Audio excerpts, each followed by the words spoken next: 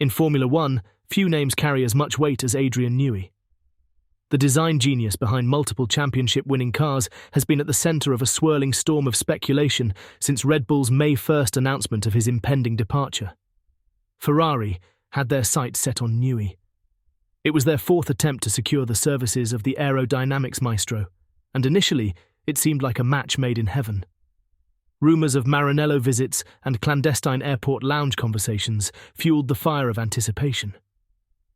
But as days turned into weeks without confirmation, the tide began to turn. Newey's future in Formula One seemed uncertain, with the Briton himself expressing doubts about continuing in the sport. As other teams entered the fray, McLaren expressed interest, Williams threw their hat in the ring. It was Aston Martin who emerged as the dark horse. Reports now suggest they've secured Newey's signature in a deal worth a staggering $100 million, expected to be confirmed in September. But the question on everyone's lips remains: what went wrong with Ferrari? Was it just about the money, or was there something more at play? According to Autosprint, the breakdown wasn't about money. Ferrari reportedly adopted a whatever-it-takes approach to meet Newey's salary demands. The real sticking point? Power. Newey allegedly requested a right of veto, a power typically reserved for the team principal. This veto would have given him unprecedented control over 1. Hiring new engineers, 2. Allocating roles within the team, 3. Accepting technical partnerships. It was a bridge too far for Ferrari's team principal, Fred Vasseur.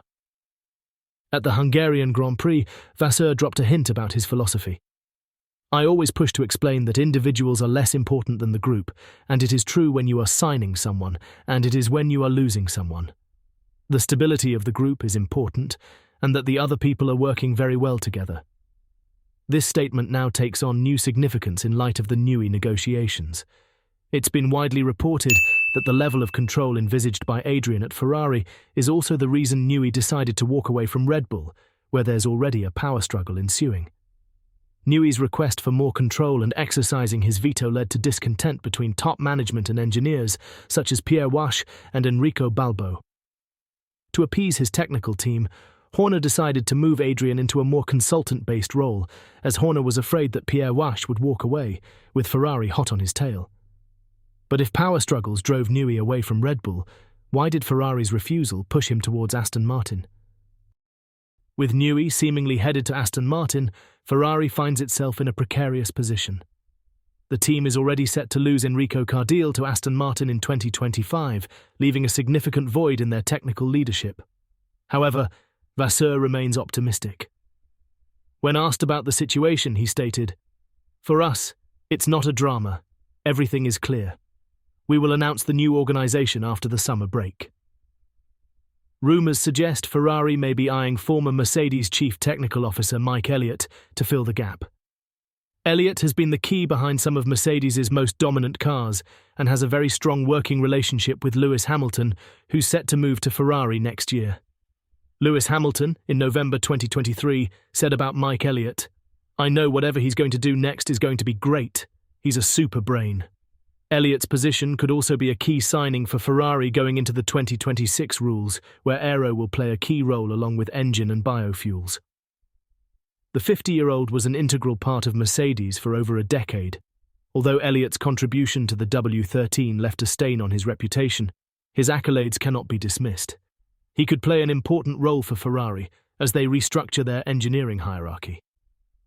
Could Ferrari missing out on Newey actually be a blessing in disguise? Is Elliott the secret weapon Ferrari needs to return to the top of the podium? As the dust settles on this high-profile negotiation, all eyes turn to Aston Martin and their potential $100 million coup. For Ferrari, the focus shifts to rebuilding and reinforcing their technical team. In the ever-evolving world of Formula One, one thing remains certain: the off-track maneuvers can be just as thrilling as the on-track action. As we await official confirmation of Newey's next move, the 2025 season is already shaping up to be a game-changer. Will Newey's move to Aston Martin shake up the grid as much as we expect?